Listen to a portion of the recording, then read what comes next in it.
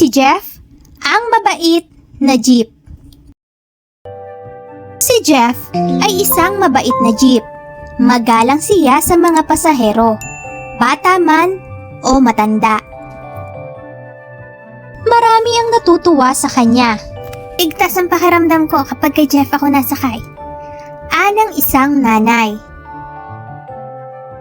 Siyempre, ang mga bata ay gustong-gusto ring sumakay kay Jeff. Ingat kayo sa pagsakay mga bata. Ani Jeff. Sino ba naman ang hindi gustong sumakay sa isang mabait na jeep? Kaya naman, laging maraming pasahero si Jeff. Ito ang dahilan kaya asar na asar sa kanya si Saro. Si Saro ay isang jeep na barumbado. Umalis ka sa daraanan ko.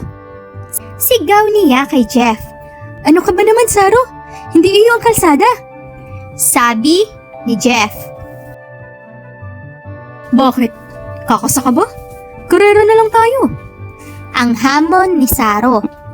Alam mo namang hindi kita papatulan. Ani ni Jeff. Responsableng sasakyan si Jeff. Ang lahat ng mga batas trapiko ay sinusunod niya. Mabuti na ang sumunod sa tama. Ani Jeff. Hindi siya nakikipag-unahan kapag pula na ang ilaw. Tinitiyak din niyang nakatawid na ang lahat ng mga tao bago siya umandar. Gustong-gusto ng mga pasahero si Jeff. Malinis kasi siya.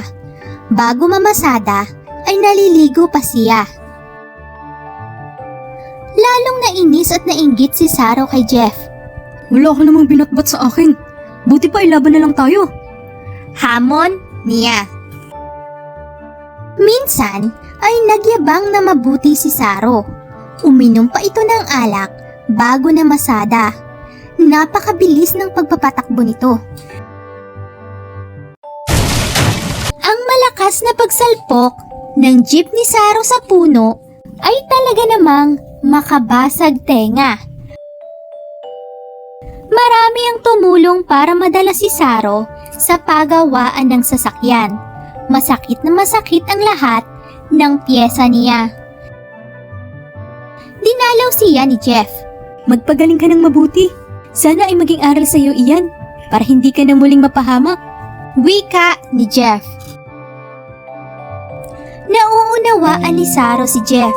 Sa bawat paglabas sa kalye ay buhay niya at buhay ng mga pasahero ang nasa kamay niya.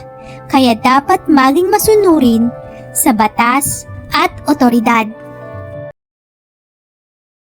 Thank you for watching. Please subscribe.